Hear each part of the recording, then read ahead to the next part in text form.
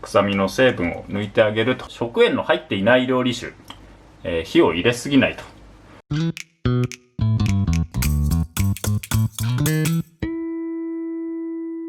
こちらね、のどくろを使って、煮付けのね作り方の基本ということで、砂糖から入れるだとかね、酒と水の割合だとか、あと臭みを出さない方法だとかね、そういったものをね、紹介しようかと思います。今日はのどくろを使って、煮付けの作り方紹介するんですけれど、他の魚でもね基本的には作り方は一緒なのかなと思いますんで、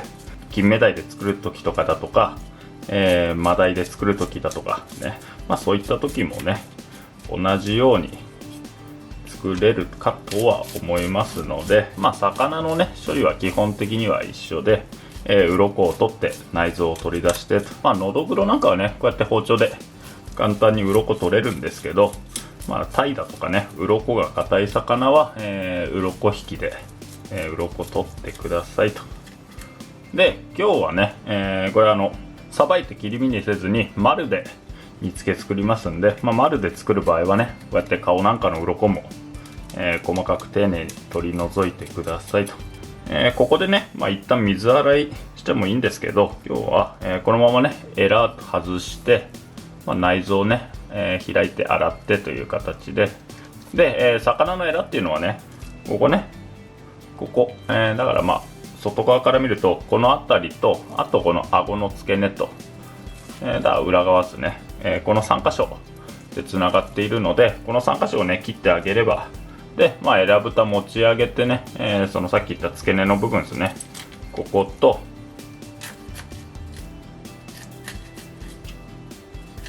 外して、で、裏側の、この部分の3箇所を外せば、これでねエラが抜ける状態になってますんで、あとはねこのエラが内臓とつながってるので、ここからねお腹開いて内臓を抜いてあげます。煮付けっていうのは基本的に頭を左に向けて盛り付けるので、これねいつもはこのへそから、真ん中でねこう裂いてしまうんですけれど、ちょっとだけねこっち側裏側に来る身の方を、裂いてあげると、盛り付けた時にね、見栄えがよく盛り付けられますんで、真ん中よりもこうして持った時に裏に来るこっち寄りにこう包丁入れてあげて、でここから、内臓を抜いてあげますと。内臓抜けたら、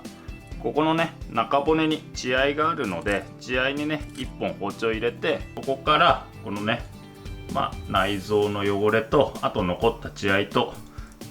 きれいにね水洗いしていきますと。でねこの魚の血だとかこういったね腹膜なんかは、臭みの原因になるので、このね水洗いの際に落としてあげてくださいと。ここから、魚の水気拭き取るんですけど、こういうね、黒い腹膜なんか残ってたら、ペーパー使ってねきれいに落としてあげてくださいと。ちなみにねのどぐろというのはこれね、喉に黒い膜がねこうびっしりとくっついてて、こう口開けた時にね喉が黒く見えるからのどぐろっていう名前がついたと。のどぐろというのは、主にね北陸の方の呼び名で、関東なんかでは赤むつと呼ぶ場合が多いですかね。きれいに洗えたら、ここでね身にね切れ目を入れておきますと。この切れ目ねなんで入れるのかっていうと、味をね染み込みやすくするため、意味ももちろんあるんですけれど、煮るとねどうしても魚の皮がこう縮むので、その時にね縮んでこう魚がよれるのを防ぐため、意味合いが強いですかね。ではこのね目の入れ方はこうやって斜めに入れるだけの場合もありますし、こうやってねバッテンに入れる場合もありますし、この辺はね魚のこの身の厚さだとか、あとはね完成した時にどう見せたいかで、好みの目を入れてあげるといいんではないかなと思いますね。今回はこういった感じでね格子状に入れてみましたと。まず最初にね火を入れる前に全体にね、塩を振っておきますと。なんで塩を振るのかというと、これはね味を入れるためではなくて、魚の臭みを抜くために塩を振ります。塩を振ると浸透圧の関係で魚のねこの水分が最初に抜けてくるんですよ。抜けてくる水分に魚のね、臭みの元となる成分が含まれているので、こうすることで、仕上がりがね、魚臭くない煮付けになりますよと。でこれね、このまま10分から20分ほど置いて魚の水分を抜いていきますと。10分経ちましたと。10分経つと魚の表面に、水分が浮いてくると思いますので、このね水分を水で洗い流しますと。今度湯引きといってね、熱湯に魚をくぐらせますと。魚にね火を入れるというよりは魚の表面にね、さっと熱を入れて最後汚れを落とす作業をといった意味合いですね。2、3秒くぐらせたら、氷水に取ります。で、氷水に落としたらねこのヒレの合間のぬめりだとか、顔の周りのね残った鱗だとかを、きれいに掃除してあげてくださいと。湯引きまでが魚のね臭みを出さないという工程で、このね最後の湯引きで、このヒレの合間のぬめりだとかね、この中に残った血合いだとか、あとねこの顔の際だとかに残ってしまった落としきれなかった鱗だとかをねきれいに掃除してあげると。ここまでが煮魚の下準備ですかね。ここまでの工程を軽くまとめると、まずね鱗だとか血合いだとかね、あとは腹膜だとかを、きれいに掃除してあげると。でその上で、身にね塩を振って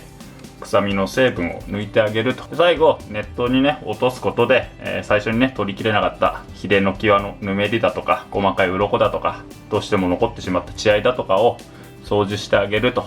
でこの3つの工程がね、煮魚を作る上での下準備です。ここから魚を煮ていきますと。煮魚作るときはね、まず鍋に水を用意してあげて、ここにね酒だとかみりんだとか砂糖だとか、加えて煮ていきますと。人によってねやり方はいろいろあると思うんですけれど、まずね僕の場合はここね一番最初に酒を加えます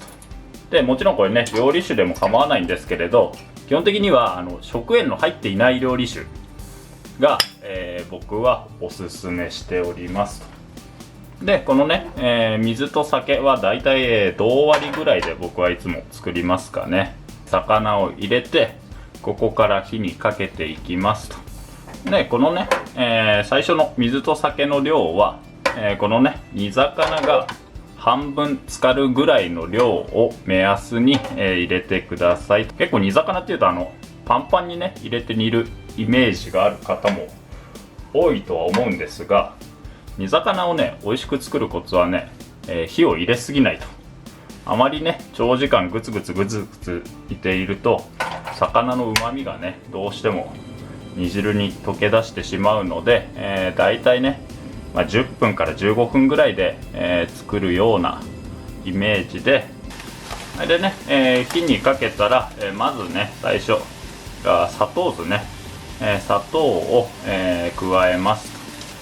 と。でこうやってねどんどん火が沸いてくるので、そしたら、この煮汁を回しかけながら全体にね均一に火を入れていきますと。でなぜね砂糖を一番最初に入れるのかというと、砂糖はね塩に比べて分子が大きいので、身に味が入りにくいと。なので砂糖から先にね味を入れてあげると、味のバランスが取りやすいという意味で砂糖を先に加えて煮ていきます。魚ってね火を入れるととても崩れやすくなるので、基本的にはね盛り付ける状態で煮てあげると。だからこれ魚をね頭を右にして煮始めると、途中でね盛り付ける前に一旦裏返さなくてはならないので、手間を省くように最初から、作り始めてあげると。ちなみにこういったね鍋肌にね、ヒレなんかが当たってるとどうしてもねここが鍋にくっついてしまうので、こんな感じでねアルミかませてあげると、それは防げますので、ここまで、7分ぐらい煮たんですけれども、全体にね火が入り始めたかなというところでみりんを加えます。で、みりんはね、照り出しの意味もあるので多少ね多めに加えてあげて、仕上がりに照りを持たせてあげると、みりんを入れた後もね、全体に煮汁を回しかけてあげますと。今ねこうやって煮汁を回しかけてはいるんですけれど、このね作業がもし手間であるならば、こうやってねアルミかなんかで、落とし蓋をして火力をね上げれば全体に煮汁回りますんで、手間っていう方はねこっちでも大丈夫ですね。ただこの場合はある程度このね火力を強くしてこうボコボコ煮汁を沸騰させてあげないと全体に火が回らないので、その分ねこの身が煮崩れやすくなるので、この件はね好みの方で煮てくださいと。今でねみりんを入れて3分ほどなんですけれど、だいぶ煮汁が煮詰まってきたなと。ここから醤油を加えていきます。醤油はね入れすぎると一気にしょっぱくなるので、少しずつね2回か3回に分けて入れてくださいと。で醤油を入れてからはここからねどんどん煮詰めていって、煮汁にとろみがついたら完成と。煮詰めては少し醤油を加えて、でまた味見してね、ちょっと塩気が足りないようなら醤油を加えてと。ちなみにこれね、どんどん煮汁を今煮詰めているのでまだ大丈夫かなと思っても、突然ね味が濃くなるタイミングがあると思うので、そのタイミングをね、うまいこと見極めてあげるというのが、煮付けを美味しく作るコツなのかなとは思いますね。こういった形でね煮汁がもう焦げつく寸前まで十分にねとろみがついて、魚にね照りが出るぐらいまで煮詰まったら煮付けの完成ですよ。一応ね参考までにここまででだいたいね18分ぐらいかけて煮詰めた形ですね。このね入れる砂糖の量なんかにもよって煮汁のとろみの加減は変わるんですけれど、ある程度ねこのとろみと照りがあった方が美味しそうに見えるんではないかなと思いますので、で、ここからね盛り付けていくんですけれども、盛り付ける際は、煮魚ね崩れやすいので崩さないようにね慎重に盛り付けてくださいと。網だとかフライ返しを使って盛り付けてもいいですし、あとはねもうこうやって鍋から直接盛り付けてもいいですしと、どちらかね盛りやすい方で盛ってあげるといいんではないかと思いますので、盛り付けて、あとはね、薬味を添えて完成ですかね。で、薬味は何を添えてもいいんですけれども、今回はね、白髪ネギ、三つ葉をね、適当な大きさに切って、添えてあげれば完成と。でねこれね今回は三つ葉とネギですけれど、好みでね生姜だったりだとか、あとは柚子なんかをね美味しいと思いますので、煮る時にね一緒にね根菜類ごぼうだとかレンコンだとかをね一緒に煮ても美味しいと思いますので、ということで煮付けの作り方でしたと。